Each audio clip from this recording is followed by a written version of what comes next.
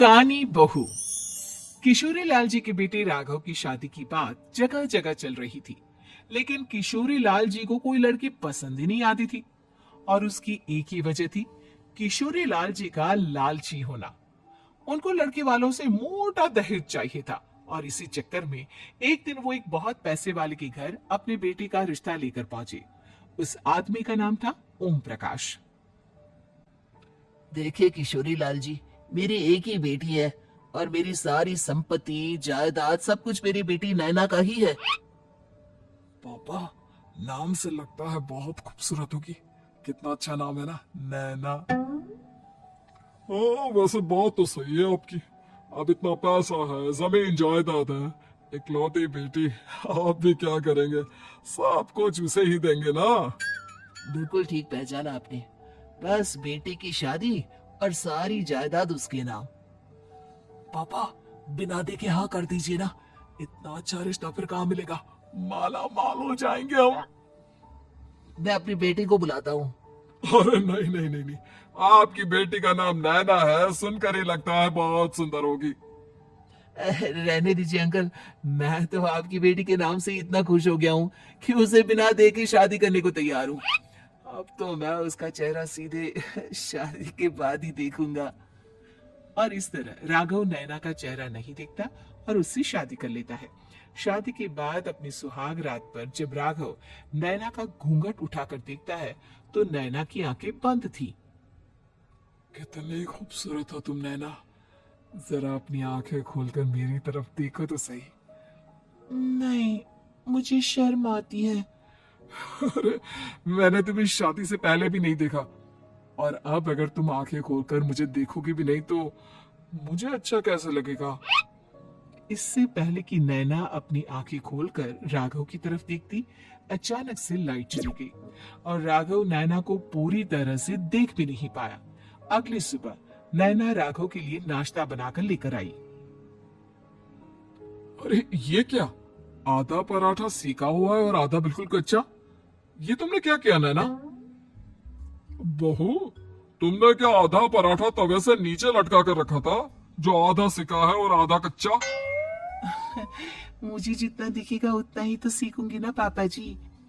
जहाँ जहाँ मुझे नजर आ रहा था वहां मैंने सीख लिया, जहाँ जहाँ नहीं दिखा वहां कच्चा रह गया होगा। इसका क्या मतलब है? ये कैसा मजाक कर रही है तुम? अरे बहू, तुमने इतना लंबा घूंघट क्यों लगाया हुआ है? देखो, हमारे घर में बहुओं को बेटी की तरह रखा जाता है, और फिर तुम तो इतना सारा माल लेकर आई हो। देखो, ये घूंघट डालकर रखने की कोई जरूरत नहीं है।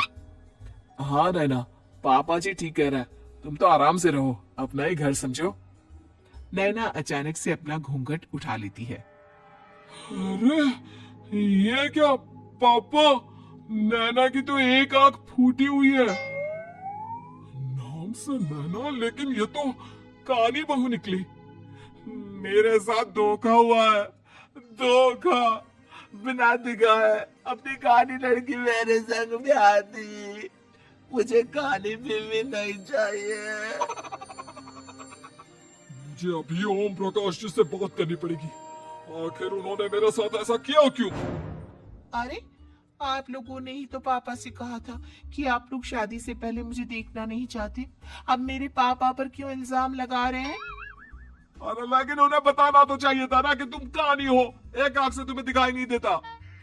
किशोरी लाल और राघव नाराज होकर ओम प्रकाश को अपने घर बुलाते हैं। पापा जी, ये आपने क्या किया? शादी से पहले बताया क्यों नहीं कि नैना की आंखों में परेशानी है? अरे आप ही ने तो लड़की देखने से मना कर दिया था। और लेकिन आप बता तो सकते थे। आपको तो हमारी बेटी की प्रॉपर्टी चाहिए थी, वो भी पूरी की पूरी। अब क्या हुआ अगर उसे आधा दिखाई देता है? प्रॉपर्टी तो आपको पूरी मिल गई ना। अरे ये क्या बात हुई? मेरी शादी प्रॉपर्टी से नहीं, आपकी बेटी से हुई है। अब ये तो पहले सोचना चाहिए था। तब तो मेरी प्रॉपर्टी देखकर तुम्हारी जुबान लप लपा रही थी। लेकिन मैं कानी लड़की को अपनी बीवी बनाकर नहीं रख सकता। पापा, कुछ करिए ना आप। हाँ, करता हूँ।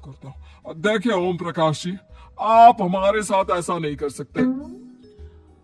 और तुम देखो, अगर तुमने मेरी बेटी से शादी तोड़ी ना, तो जो भी प्रॉपर्टी मैंने तुम्हें दी है वो तो पूरी की पूरी वापस ले लूंगा, और आधी प्रॉपर्टी तुम्हारी भी लूंगा। अरे मेरी आधी प्रॉपर्टी भला क्यों लेंगे आप? इसलिए क्योंकि मेरी बेटी को आधा नजर आता है, और उसकी नजर अभी तक तुम्हारी आधी जायदाद पर ही पड़ी है। अब तुम उसे घर से निकालोगे तो कुछ तो लेकर जाएगी ना। और अगर हम आपकी बेटी को अपने घर की बहू बनाकर रखे तो? तो तुम्हारी पूरी प्रॉपर्टी तुम्हारी ही रहेगी, और जो मैंने तुम्हें दिया है ना, उसमें से बस मैं आधा लेकर जाऊंगा। अरे लेकिन अब आप अपनी दी हुई प्रॉपर्टी में से आधी वापस क्यों लेकर जाएंगे? अगर मैं आपकी बेटी को अपनी पत्नी बनाकर रखने को तैयार हूं तो? इसलिए ताकि भविष्य में अगर तुम मेरी बेटी को धोखा दो तो उसके पास कुछ तो रहे जो पति का हो। वैसे मेरे पास तो बहुत कुछ है, लेकिन अपने पति की कोई निशानी तो उसके पास होनी चाहिए ना। अब अगर तुमने मेरी बेटी को कहानी कहा तो तुम्हें प्रॉपर्टी भी कहानी ही मिलेगी, पूरी नहीं। जमाए राजा। किशोरी लाल और राघव समझ चुके थे कि वो बुरी तरह फंस चुके हैं और अब उनके पास वहां से निकलने का कोई चारा नहीं है। अब समझ में आया ना, लालच बुरी बला होती है। एक तो तुम्हें प्रॉपर्टी मिली, ऊपर से बीवी मिली, उसमें तुम्हें नखरे भी दिखाने हैं। आए बड़ी, चुपचाप बैठो तुम। कुछ दिनों के बाद नैना राघव की कार लेकर बाजार घूमने निकलती है और जब कार लेकर वापस आती है, ये क्या? एक तरफ से मेरी गाड़ी पूरी खराब हो चुकी है। लगता है तुमने मेरी गाड़ी को किसी दूसरी गाड़ी के साथ एक्सीडेंट किया है। अरे कितना बड़ा नुकसान कर दिया तुमने बहू। वो क्या है ना पापा जी, मुझे एक आंख से दिखाई नहीं दे रहा था, सामने से गाड़ी आ रही थी। मुझे तो सिर्फ आधा ही दिखाई दिया और वो गाड़ी मेरी कार से रगड़ते हुए निकल गई। अब मैं क्या करूं बताओ? आप इसे ठीक कराने के पैसे कौन देगा? तुम्हारे पापा? तुमने मुझसे इस तरह से बात की? अभी रुको। नैना राघव की शिकायत ओम प्रकाश को कर देती है। देखो राघव, अब जो मेरी आधी प्रॉपर्टी तुम्हारे पास थी ना, उसमें से आधी और मैं लेकर जाऊंगा, क्योंकि तुमने मेरी बेटी को डांटा। अरे नहीं नहीं पापा जी, गलती होगी, माफ कर दो। गलती की तो कोई गुंजाइश ही नहीं। अगली बार मेरी बेटी को डांटा तो बची हुई आधी में से आधी और ले जाऊंगा। लालच के चक्कर में हम दोनों ने बहुत बड़ी गलती कर दी बेटा। एक तो तुम्हें कानी बहू मिली और ऊपर से जो माल मिला वो भी काना। इस तरह राघव की हर एक गलती पर ओम प्रकाश उसकी प्रॉपर्टी का आधा आधा हिस्सा लेकर अपना सारा माल वापस ले गया और राघव को कानी बीवी से काम चलाना पड़ा। भाई लालच वाकई में बुरी बला है।